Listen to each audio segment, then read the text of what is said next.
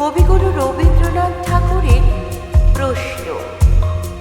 ভগবান, তুমি যুগে যুগে দূত পাঠায়েছ বারে বারে দয়াহীন সংসারে।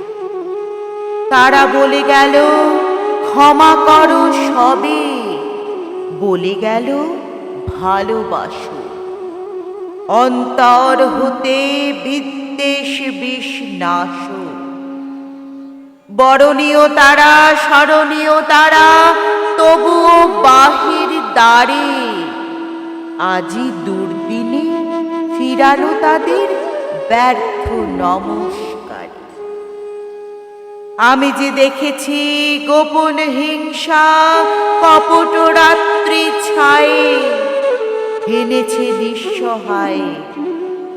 আমি যে দেখেছি প্রতিকারহীন শক্তের অপরাধে বিচারের বাণী নীরবে নিভৃতে কাঁদে।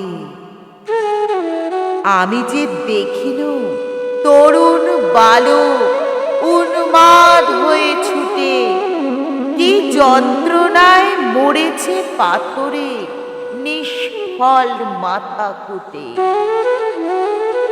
কণ্ঠ আমার রুদ্ধ আজিকে বাঁশি সঙ্গীত হারা অমাবস্যার কারা।